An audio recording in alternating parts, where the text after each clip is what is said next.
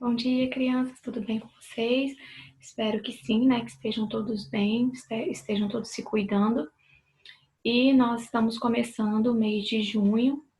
Falta então um mês para entrarmos de férias, né? Olha que beleza. E esse mês é um mês de festa junina, de quadrilha. Porém, esse ano vai ser tudo diferente, né? Tudo mais simples, tudo feito em nossas casas, né? Não podemos fazer aglomerações, mas vamos comemorar do nosso jeitinho, tá bom? Então, olha só, vamos para a nossa aula de hoje. Hoje nós temos a aula de língua portuguesa, matemática e geografia, né? Então, nós temos aqui o nosso roteiro, nossa atividade de língua portuguesa. Vocês fizeram a leitura da parte 2 do texto Aladim, a Lâmpada Maravilhosa. E aí vocês fizeram a leitura, né? Postaram, mandaram vídeos fazendo a leitura, fizeram a leitura bonitinho, né? Fazendo entonação, respeitando sinais de pontuação. Agora nós vamos fazer o exercício. Então, para hoje nós temos o exercício do 1 ao 4. Número 1 ao 4, exercício de leitura e interpretação de texto. Então, quem não lembra, quem esqueceu alguma parte do texto, tem que voltar lá, tá bom? Número 1, volte as questões do início do texto. O início é lá na primeira parte, aquela parte que nós fizemos lá na outra semana, né? A parte 1 do Aladim. O que você imaginou que iria acontecer se confirmou na história? Por quê?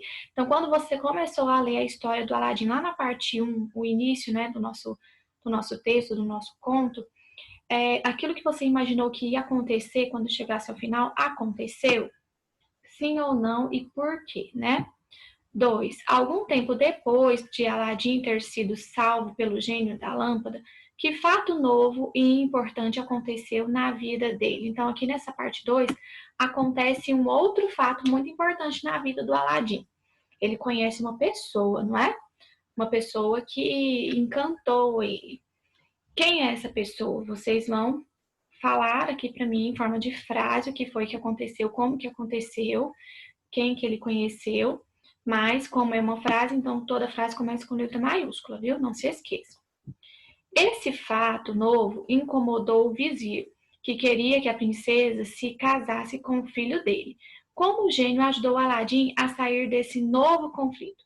O gênio ajudou o Aladim mais uma vez, né? Então, aqui na parte 1 nós tivemos um conflito, que é um problema da história. Na parte 2 nós temos outro conflito, que é outro problema da história. Então, nessa parte 2, qual foi o problema? Qual foi o conflito a ser resolvido e como que o gênio ajudou o Aladim a resolver esse conflito?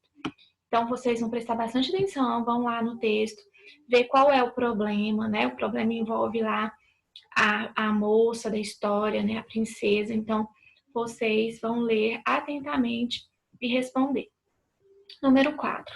No conto, o mago tentou obter a lâmpada mágica mais de uma vez. Na primeira parte da história, ele fingiu ser tio do Aladim. Na segunda parte, que disfarce ele arrumou para não ser identificado? Então, lá na primeira parte do texto, o mago fingiu ser o tio do Aladim, né? Inventou a história que ele era tio. Agora, na segunda parte, ele se disfarçou de alguém, de um profissional. Ele se disfarçou de quê para conseguir pegar a lâmpada mágica? Você tem essa linha para responder, né? Depois vem a letra A. Copie a frase que ele usou em frente à casa da princesa para tentar conseguir a lâmpada que estava lá. Então, você vai voltar lá no texto, vai copiar a frase do jeitinho que está lá, descrevendo essa parte do texto em que o mago estava na frente da casa da princesa e o que ele fez para conseguir a lâmpada. B. Como o mago conseguiu o que pretendia? Segundo o texto, né? Ou seja, você tem que ir, a sua resposta tem que ir de encontro ao texto. O que foi que o mago fez para conseguir a lâmpada? Ele fez uma troca, não foi?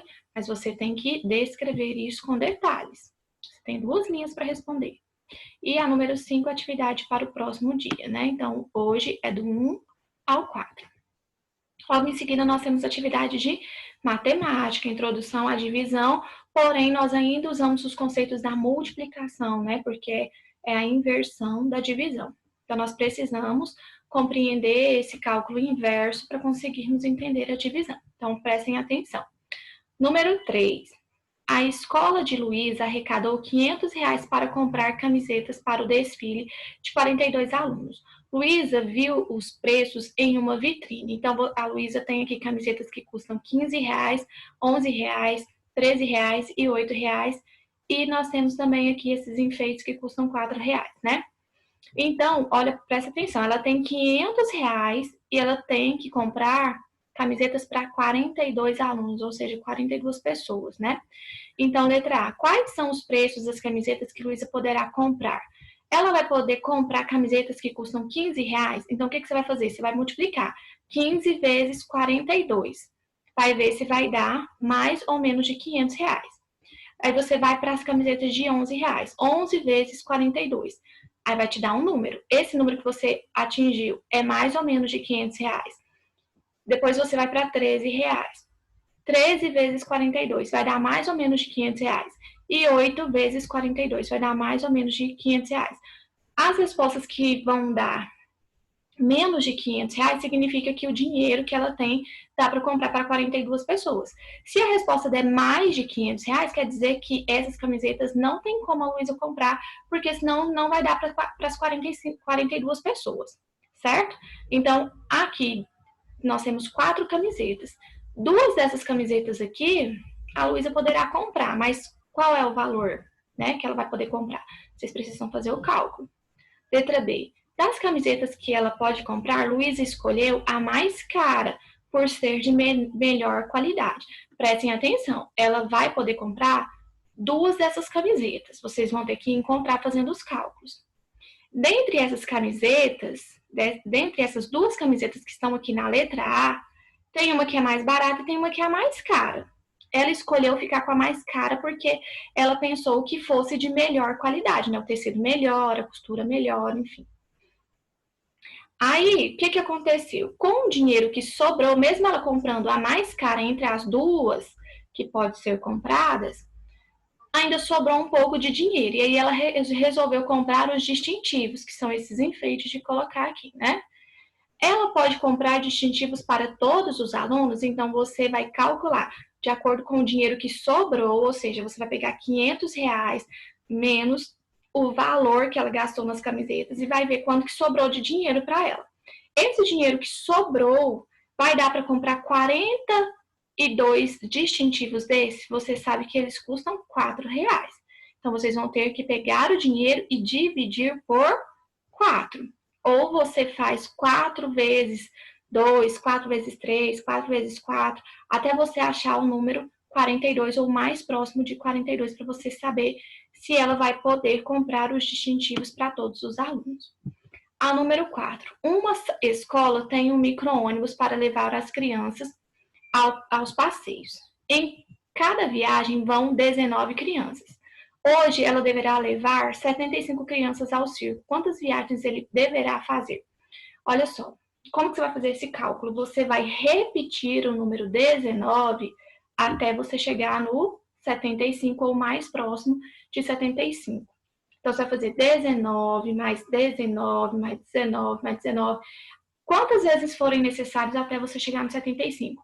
Ou você faz 19 vezes 1, 19 vezes 2, 19 vezes 3, 19 vezes 4, até você achar o número mais próximo de 75, para você saber quantas viagens serão necessárias, ok? Agora, nossa atividade de geografia, nós vamos entrar no conteúdo novo, que é sobre agricultura, pecuária e extrativismo. O que nós vamos falar, do que nós vamos tratar neste capítulo do nosso livro, do nosso texto, né? Então, aqui nós vamos tratar sobre os trabalhos com a terra, com a natureza, né? Os trabalhos do homem que relacionam relacionada à plantação, à criação de animais, à retirada de minerais do solo. Mas, especificamente, nós vamos falar sobre agricultura e pecuária. Então, o que é a agricultura? A agricultura é tudo aquilo que envolve a plantação, ao cultivo, né, ao manejo com a terra. Então, nós vamos falar sobre como que se cultiva uma planta, qual a necessidade de cultivar plantas, aonde que essas plantas, esses vegetais são cultivados, são transformados em outros materiais, né, e são comercializados.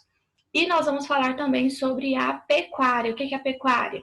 Criação de animais. Então, quando a gente fala de criação de animais, a gente está falando de todos os animais que podem ser criados, como boi, vaca, ovelha, peixe, abelhas, né? Bicho da seda, que serve para fazer cosméticos. Então, nós temos uma série de animais que podem ser criados, né, em espaços destinados à criação. E nós vamos falar sobre a plantação, o cultivo de vegetais. Então, primeiro nós vamos começar aqui observando essa imagem. Aqui nessa imagem nós temos uma cidade, e essa cidade, como nós já vimos, já conversamos, ela é composta por uma zona rural, né, que nós temos aqui pasto, plantações, criações de animais, e ela é composta por uma parte urbana, né, que é a cidade, que é a parte que tem casas, comércios, ela é asfaltada, existe um tráfego de veículos, uma maior concentração de pessoas, né?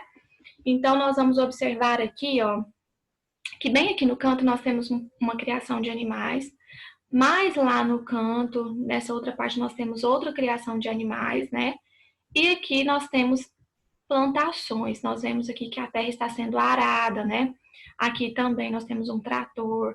Aqui nós temos um galpão bem grande, que pode ser um lugar onde faz o beneficiamento. O que é o beneficiamento? Por exemplo, quando eu planto arroz, esse arroz precisa ser descascado, né? Antes de chegar lá no mercado. Então, esse local é como se fosse o lugar onde eu vou melhorar esse arroz, vou transformar um pouco a característica desse arroz para que ele chegue até uma outra fábrica e ele possa ser empacotado e levado até os supermercados, né? Então, nós temos aqui a agricultura representada por essas partes em que estão aqui os tratores, as plantações, e nós temos também a pecuária representada pelas criações de animais que estão aqui nesse cantinho e aqui nessa outra parte, né?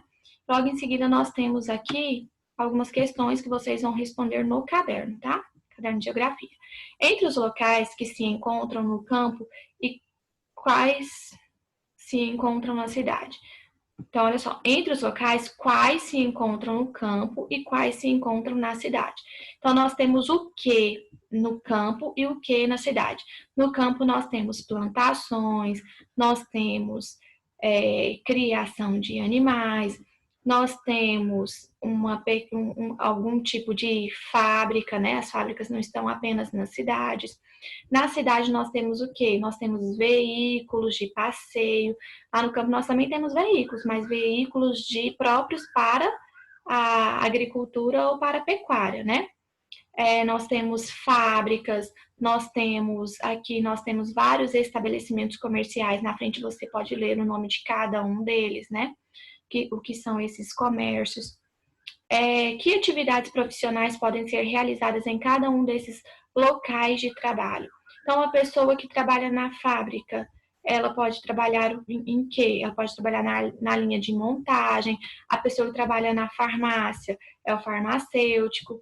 A pessoa que trabalha no hospital, nós temos enfermeiras, médicos, né? Quem trabalha na escola, nós temos professores, temos pessoas da limpeza, da cozinha. Então, cada um desses locais aqui do comércio, nós temos um tipo de profissional, né? Uma pessoa que trabalha nesses locais.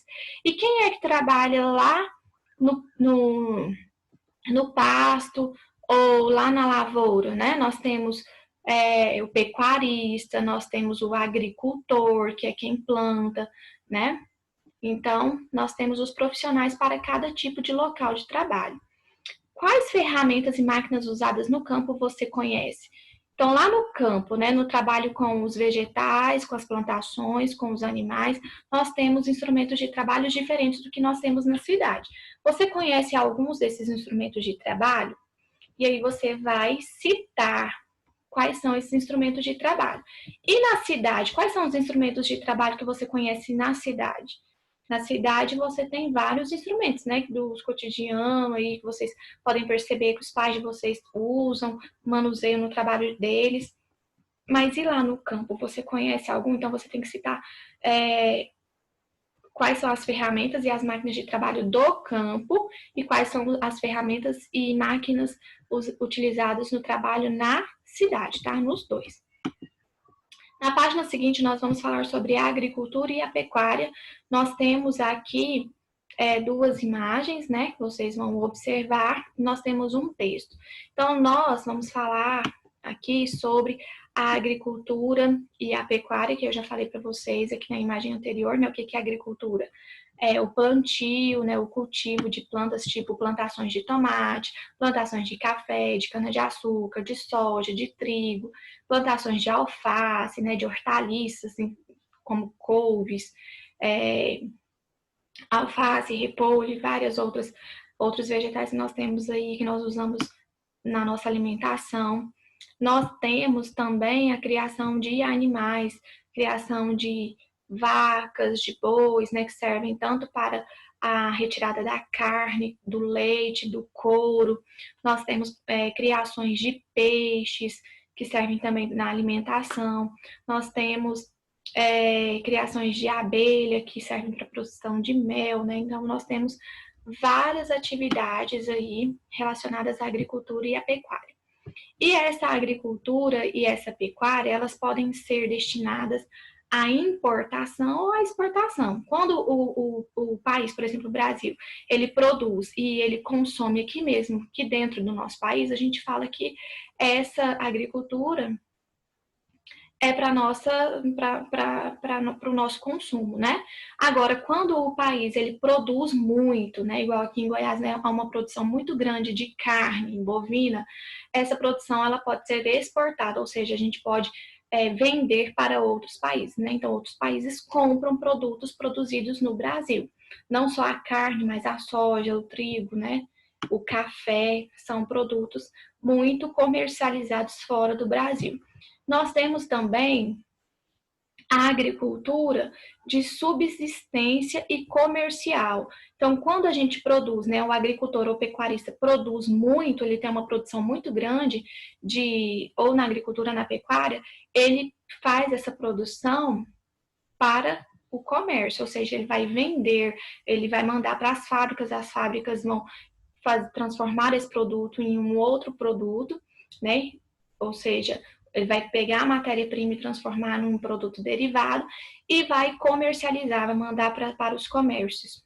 E aí, por exemplo, um produto produzido lá no sul do país, né? Lá em Santa Catarina, por exemplo, pode chegar a qualquer parte do nosso país, qualquer estado brasileiro. Então, essa é chamada de agricultura comercial. E existe a agricultura também, as produções de subsistência, que são aquelas produções pequenas, tipo, às vezes você conhece alguém que tem uma chácarazinha, né, um sítio pequenininho e lá ele produz alface. Esse alface serve para aquela família comer no seu dia a dia e às vezes eles vendem ali para os vizinhos, vendem na feira da cidade, em algum mercadinho da cidade, mas é uma produção pequena, né? Então nós temos produções grandes, que são produções comerciais, e nós temos produções pequenas, que são produções de subsistência, que serve para a família poder consumir aquele produto e o que sobra eles vendem, né? Ali perto mesmo. E aí nós temos aqui os nossos exercícios. Reúna-se com um colega para responder as questões abaixo.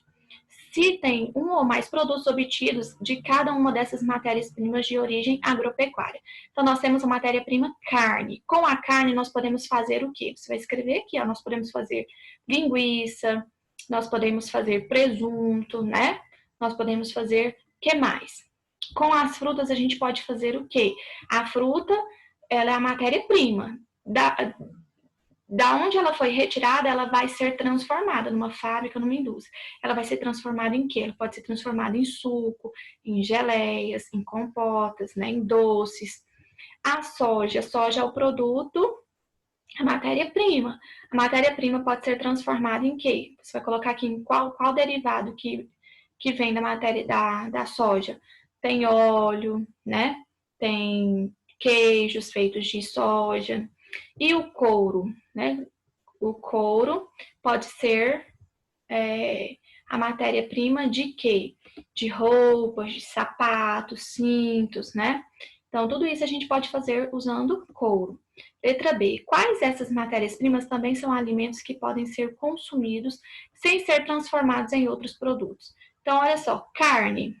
A carne, eu posso consumir a carne sem ela ser transformada, sem ela passar por um processo de industrialização? Posso, não posso? O bife que a gente come todos os dias, ele não passou por um processo de industrialização, né? Não sofreu alterações. A fruta pode ser consumida sem ser transformada? Sim, a gente não consome fruta só em suco. A gente pega a fruta e come ela in natura, né? Do jeito que a gente pegou lá no pé, a gente pode consumir. A soja a gente consome ela sem ser modificada?